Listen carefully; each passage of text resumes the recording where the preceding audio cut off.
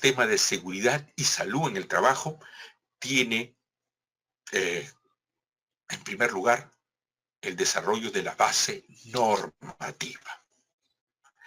Les decía que en el Perú tenemos pues una dispersión normativa, sobre todo en el derecho del trabajo. Y en seguridad y salud en el trabajo no es distinto. Tenemos aquí en este primer cuadro una muestra de la base de todo lo que vamos a tratar en estas dos siguientes fechas, comenzando por la parte de nuestra Constitución que ya hemos desarrollado con la doctora Coloma, luego la Ley de Seguridad y Salud en el Trabajo, la Ley 29.783, que data del 2011, su reglamento, el Decreto Supremo 05-2012-TR, luego las normas complementarias que se han ido dictando a partir de la vigencia de la ley y el reglamento, como normas complementarias para la aplicación, normas de ergonomía, normas de las enfermedades profesionales, normas de los protocolos de los exámenes médicos ocupacionales, los formatos referenciales, que es lo que les decía, les vamos a dar como material, puestos en Word, PDF y en archivos Excel, que es lo que uno va a manejar y que es lo que le va a explicar el ingeniero Lar en su momento. Bueno, nosotros vamos a ir avanzando esta semana, mandándoles a su correo todos estos formatos referenciales. Este cuadro les muestra la base normativa esencial para el manejo del sistema de seguridad y salud en el trabajo.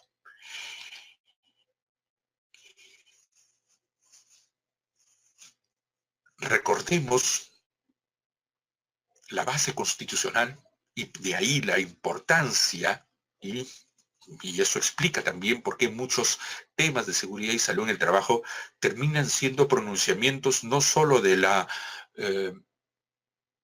justicia ordinaria, es decir, a través de los procesos judiciales ordinarios que pueden pues, seguir en primera, segunda instancia y terminar en una casación, sino que muchas veces pueden ser objeto de una acción de amparo, es decir, de la vía especializada, en la medida en que hay una base constitucional en cuanto a la seguridad y salud en el trabajo representa un derecho sustantivo, un derecho fundamental, un derecho constitucional.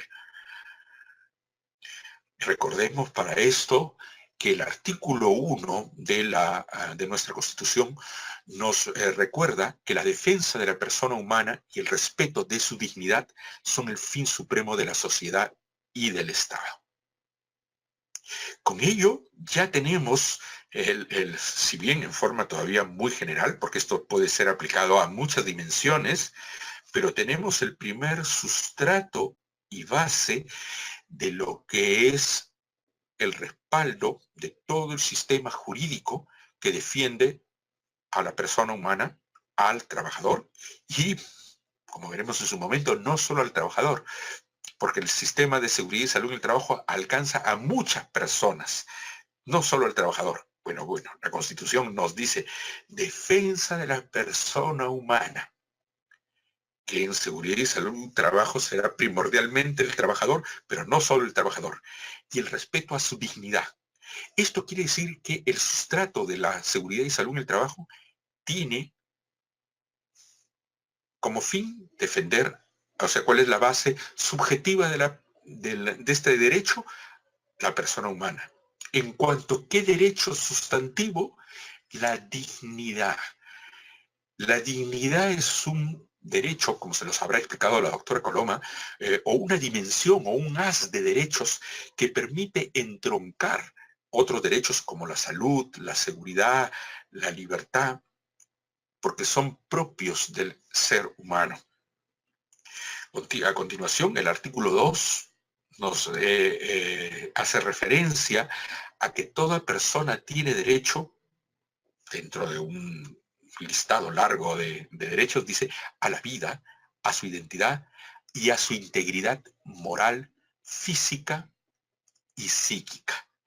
Y en eso tiene que ver la seguridad y salud en el trabajo. Seguridad y salud es todo el sistema que hay para cautelar la integridad de la persona humana en el entorno laboral para cuidar sus aspectos físicos, psíquicos y morales. Como vemos, estos son normas generales que dan cimiento a la seguridad y salud en el trabajo. Luego el artículo 7 dice ya más, con más precisión, yendo a nuestro tema de la seguridad y salud en el trabajo, todos tienen derecho a la protección de su salud. Perdonen. Y el artículo 23 de la Constitución, donde ya se desarrollan los derechos laborales y es el tratamiento constitucional del desarrollo de la relación de trabajo, nos recuerda el artículo 23 que ninguna relación laboral puede limitar el ejercicio de los derechos constitucionales, ni desconocer o rebajar la dignidad del trabajador. Miren cómo el artículo 23 le da sentido a los artículos 1, 2 y 7. El artículo 23 que consagra el derecho que tiene la persona a laborar y la libertad de trabajar, en cuanto derecho que tiene la persona para trabajar y que desarrolla en una relación de trabajo, bien, es un derecho por sí mismo, pero el desarrollo de ese derecho, es decir, de trabajar en cuanto trabajador o como empleador, dirigir una empresa o una institución, no puede implicar esto la mella o desconocimiento o rebaja de los derechos constitucionales. ¿Qué derechos constitucionales? Lo que acabamos de ver. Integridad moral, física y psíquica. Protección de la salud. Ni rebajar la dignidad. Por lo tanto, el derecho al trabajo, como derecho sustantivo reconocido en la Constitución, tengo derecho a desarrollarlo como persona. Como empleador tengo derecho a la libertad de empresa y dar trabajo y ejecutar ese trabajo, pero en esa relación, que es la relación laboral, no puede haber mella de la salud de la persona. Muchas veces se habla de que siendo un país todavía con problemas de desempleo o subempleo, que es trabajar en forma informal o precaria, que basta por lo menos que la persona ya tenga un ingreso, no importa cómo desarrolla ese trabajo, pero no, van en paralelo, van en paralelo. No por el hecho de trabajar y obtener un sustento, lo tengo que hacer a costa de la salud, la integridad propia y de terceros. Y esto lo hablamos en general, no solo para el sector privado, sino el sector público. Cuando se establece una relación de trabajo, no solo debemos preocuparnos como trabajadores y empleadores y a quienes tenemos el papel de ser asesores, es que se debe cuidar el aspecto contractual, las remuneraciones, los beneficios sociales, las indemnizaciones, las formas de contrato, las formas que se extingue, etcétera, lo que estamos acostumbrados a ver, y muchas veces dejamos de lado este aspecto tan sustantivo de la seguridad y salud que la SUNAFIL cada vez le está tomando muchísimo más importancia, y no crean que solamente es en el ámbito clásico que solemos ver la seguridad y salud en el trabajo, que es minería, construcción, hidrocarburos, pesca, agricultura, donde pensamos que ahí ocurren nomás los accidentes de trabajo. No, en los ámbitos de servicios, educación, finanzas, comercio, almacenaje, también ahí la seguridad y salud en el trabajo es primordial, sino que muchas veces no se termina asumiendo el costo de este derecho y quienes lo terminan asumiendo son los propios trabajadores o los sistemas de seguridad social cuando tienen que ya solventar la atención de una persona que sufre un desmedro en su salud, bien a través de un accidente o a través de una enfermedad profesional, que será, si bien es cierto, con mayor magnitud en áreas sensibles como minería, hidrocarburos, pesca e industria, pero también en las distintas áreas que aparentemente no va a ocurrir nada. No se imaginan la cantidad, cómo baja el rendimiento laboral por el estrés, por la falta de ergonomía, por ejemplo, en los escritorios, asientos, iluminación. No solo las empresas son menos productivas, sino que el trabajador va asumiendo un desgaste físico y psíquico que él termina por asumir en desmedro, obviamente, no solo de su dignidad, sino de su potencial económico para sí y para su familia, y en general para el país entero. Recordemos lo que nos dice siempre la OIT, y luego lo veremos. La seguridad y salud en el trabajo no lo veamos como un costo, sino como una inversión. Es una inversión. Nos hace no solo un país que respeta más a la persona humana, sino que nos hace más productivos. En términos económicos, a la empresa le conviene invertir en seguridad y salud en el trabajo. Es mucho más productiva, más moderna, más competitiva. Eso veíamos a nivel de la base constitucional con las reflexiones que les he mencionado. Veamos la base infraconstitucional o la base legal, que es lo que les mencionaba lo retrocedo para recordar este cuadro. Esta es la base, además de la Constitución, que es esencialmente lo que llamamos el sistema infraconstitucional, es decir, a nivel legal o decretos supremos de la seguridad y salud en el trabajo. ¿Qué caracteriza esta base infraconstitucional o legal? Que hemos tenido abundantes normas sectoriales, es decir, normas específicas para la protección de la seguridad y salud en el trabajo en determinadas actividades económicas, tanto a nivel de leyes como decretos supremos. Basta recordar las principales, por ejemplo, la norma de minería. Existe una ley de minería que se ha dado en los 2 últimos años, no por primera vez, sino que es una nueva norma de seguridad en minería. Pero desde la década del 80 he visto toda una preocupación de ir regulando en forma específica por sectores económicos. Con decirles que de la década del 60 sigue todavía vigente la ley de seguridad industrial. Miren, ya tenemos medio siglo, 50 años, con normas sectoriales y a nivel legal. Lo que no había, y eso sí es nuevo, es una regulación general de la seguridad y salud en el trabajo. En el Perú, la seguridad y salud en el trabajo había sido enfocada sectorialmente por cada actividad económica. Para la minería, para la construcción, para hidrocarburos, pesca, industria forestal, industria en general. Mas no teníamos una norma general.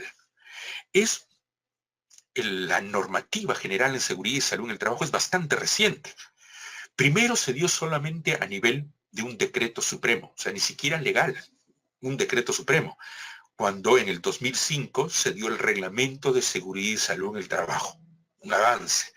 Teníamos ya una norma general para todo el sistema de seguridad y salud en el trabajo en el Perú, pero solamente a nivel legal. Recién en el 2011 es cuando se da ya con rango legal la Ley de Seguridad y Salud en el Trabajo, que regula en forma general y al nivel de ley la seguridad y salud en el trabajo. 2011, frente a la 1960 y tantos, que teníamos ya normas sectoriales. O sea, se tomó conciencia de que había necesidad de una regulación general del sistema y normas sectoriales. Esto nos plantea el hecho de que vamos a tener la Ley de Seguridad y Salud en el Trabajo que, ojo, recordemos que no se han derogado las normas sectoriales. Coexisten las normas sectoriales específicas para cada actividad económica con la ley general. Y la norma, más que la norma, la regla para que interactúen estos dos cuerpos normativos, las normas sectoriales frente a la regulación general, no es de incompatibilidad, sino de complementariedad. Entonces, así podemos decir que en la medida en que no resulte incompatible con la Ley de Seguridad y Salud en el Trabajo y su reglamento, se seguirán aplicando las disposiciones y reglamentos sectoriales. Mantienen su vigencia y se seguirán aplicando. Inclusive, si estos reglamentos sectoriales, es decir, por ejemplo, la regulación para minería o para pesca, si estos reglamentos establecen obligaciones o derechos superiores, estos van a prevalecer sobre el contenido de la Ley de Seguridad y Salud en su reglamento. Esa es la regla para determinar. Primero, entender que la nueva Ley de Seguridad y Salud del Trabajo no deroga las normas sectoriales preexistentes. No resultan incompatibles y se aplican en forma conjunta, se complementan. Por ejemplo, si hay un aspecto no regulado en la Ley de Seguridad y Salud del Trabajo, se aplica supletoriamente lo regulado en la norma sectorial. A su vez, si en la norma sectorial no hay algo regulado, pero sí en la ley general, en la Ley de Seguridad y Salud del Trabajo, se aplicará esto. Pero ¿qué sucede si hay un punto que es tratado por ambas y una lo hace con un estándar mayor? ¿Cuál se elige? El estándar mayor, la que establece una obligación o un derecho superior. Por eso es que aún cuando la norma sectorial tenga una disposición distinta, pero en la medida en que implique una obligación o derecho superior, va a prevalecer la norma especial sobre la norma general. Bien, esta es la regla para la coexistencia, esperemos pacífica hasta ahora, por lo menos, de las normas sectoriales con la norma general de seguridad y salud en el trabajo. Claves de interpretación de la Ley de Seguridad y Salud en el Trabajo y en verdad de todas las normas laborales. Quienes ya me han escuchado anteriormente me van a perdonar que insista en este tema. En todo caso va dirigido a quienes toman contacto con Caseta Laboral por primera vez o con mis ponencias. Creo que es muy importante tener unas reflexiones y tener una base mínima que llamo yo aquí claves de interpretación de la norma laboral, en este caso de la norma laboral sobre seguridad y salud en el trabajo, porque tienen un cariz, tienen un perfil muy particular, la norma laboral. La norma laboral, que es expresión de una disciplina del derecho, que es el derecho del trabajo, es un derecho bastante reciente a comparación de las otras ramas importantísimas del derecho, como el derecho penal, el derecho civil. Sin ánimo de querer hacer acá una disertación de historia del derecho, simplemente podremos decir pues que el derecho encontramos referencias que las conocemos desde que hemos pasado por la escuela, por ejemplo, el Código de Hammurabi con las normas penales, el derecho romano, ya que lleva más de 20 siglos, que sustentó directamente lo que es el derecho civil, el derecho de carácter patrimonial. En cambio, el derecho del trabajo es un derecho bastante reciente, y no porque no existiera el trabajo. Una reflexión que siempre menciono es que el derecho raramente crea una institución como el trabajo. El trabajo es un fenómeno social, es un fenómeno económico. Y el derecho, en cuanto disciplina que regula la conducta humana, establece en forma posterior al nacimiento de una institución o un fenómeno, en este caso un fenómeno socioeconómico, que es el trabajo. El trabajo nos define como personas, como civilización, como cultura, ¿no? Y pero no había habido una regulación particular en cuanto a disciplina única, independiente del derecho civil, el derecho del trabajo, sino hasta entrado el siglo ya XIX, segunda mitad del siglo XIX. Hay un condicionamiento histórico, porque si bien les decía, algo que nos define como humanos, como civilización, es el hecho de trabajar, laborar, se trabaja. El término de trabajo del que se ocupa nuestra disciplina es el trabajo que se hace por cuenta ajena, es decir, el trabajo para otro. Y ese trabajo para otro cobra una importancia y dimensión social enorme con la revolución industrial, es decir, cuando hay un traslado masivo de la población de los medios rurales hacia la ciudad, es cuando se crean las grandes ciudades que dan, entre comillas, trabajo en el medio fabril, en los medios de servicios, ¿no? Se comienza con la revolución industrial en Inglaterra, Francia, Alemania, en los Estados Unidos, con la revolución del transporte, la incorporación de nuevas tecnologías. Esto revolucionó rápidamente la economía y la forma de cómo trabajaba la persona. Y esto condicionó al hecho de el trabajo se defina como una prestación personal, remunerada y subordinada.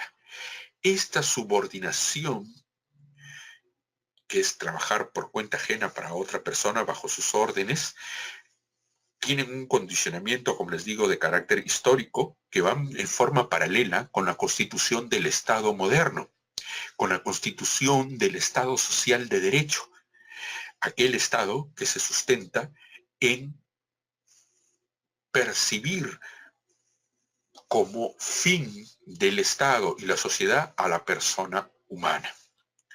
No aquel Estado totalitario que se sustenta a sí mismo, ¿no? Y que las personas estamos a servicio del Estado, no, sino que el Estado social de derecho, que tiene el sustento de la división de poderes, el sustento de la libertad de la persona, de la autodeterminación de la persona, del Estado social de derecho, que configura a la persona como base y centro del Estado y la sociedad.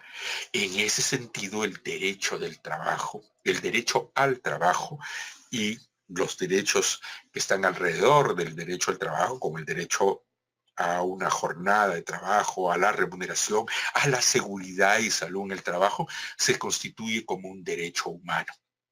Entonces, recién es ya entrado el segunda mitad del siglo XIX, y se reafirma ya en el siglo XX que el Estado, los estados modernos, constituyen al derecho del trabajo como una dimensión específica del derecho y que regula la conducta humana, que en cuanto a fenómeno económico y social, que es la prestación de servicios para otro en forma subordinada, remunerada, y que en la dimensión de la prestación del servicio es responsabilidad del empleador asumir la protección del trabajador en muchos niveles. el que nos interesa para estas clases es la dimensión de la seguridad y salud en el trabajo como expresión del derecho del trabajador a la salud y a la dignidad. Muy bien.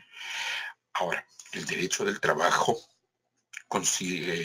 que regula esta forma de prestación subordinada a este fenómeno económico-social que llamamos trabajo, el trabajo asume la disciplina, que es el derecho del trabajo, lo asume con un carácter protector o carácter tuitivo.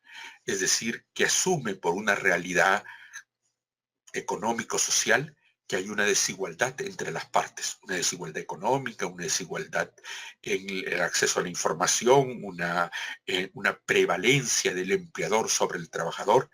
Además, que la relación misma está conceptualizada y determinada como una relación que hemos dicho subordinada, ¿no es cierto? Por lo tanto, al determinarse como una relación subordinada, es que el trabajador se subordina ante el empleador y el empleador económica y socialmente tiene una prevalencia sobre él, hay una fuerte, digamos, superposición en cuanto el poder en muchas dimensiones, en el económico, en el social, en el acceso a la información, en la actuación, en la relación y ante la sociedad del empleador sobre el trabajador. Entonces hablamos de que hay un derecho, una relación asimétrica. Por lo tanto, el derecho al trabajo es en sí mismo un derecho también asimétrico para poder contrarrestar esta asimetría y tratar de que lo que en los hechos es desigual, tratarles de darle una equiparación. Esto marca lo que es el derecho al trabajo y marca la forma en que tenemos que interpretar perdonen, las normas e instituciones que vamos a ver de seguridad y salud en el trabajo. Seguridad y salud en el trabajo, que no quiero reducirlo a una cuestión meramente normativa. Las instituciones no residen solamente en las normas, pero nos dan la clave de actuar, ¿no es cierto? La seguridad y salud en el trabajo es más que la ley de seguridad y salud, porque implica una cultura de prevención, como vamos a ver, comportamientos por parte del trabajador, del empleador, del Estado, de los individuos y de los entes organizados como sindicatos, representantes de empleadores, etcétera. Entonces, hablamos de la institucionalidad de el derecho, en este caso de la institucionalidad de la seguridad y salud en el trabajo, que va más allá de la mera norma que existe fríamente, digámosla, en una ley publicada en el diario oficial, sino que implica la concepción de valores, principios que se deben incorporar a la actuación diaria de estos entes, sean individuales o colectivos. Pero nuestro primer sustrato es la norma laboral, que es lo que vamos a estudiar acá. Norma que va a regular estas conductas, que esperemos que esta norma cale en nosotros y trascienda y se institucionalice y en verdad obtengamos un sistema de seguridad y salud en el trabajo. Porque el sistema no solo implica, insisto, una norma, sino un sustrato colectivo en cuanto a conciencia, no solo de una mera obligatoriedad, sino de el beneficio de obtener esta regulación y del beneficio de cumplir con esta regulación, es decir, internalizar los valores que subyacen en la norma de seguridad y salud del trabajo. Pero partamos, no seamos todavía tan ambiciosos. Eso esperemos que al final del curso esto nos haya motivado a reflexionar e incorporar los valores y a las empresas que asesoremos, a las instituciones o trabajadores que asesoremos, sea en el sector público o privado, nos permitan pues tener un manejo no solo operativo de la norma, sino de los principios que tienen estas normas.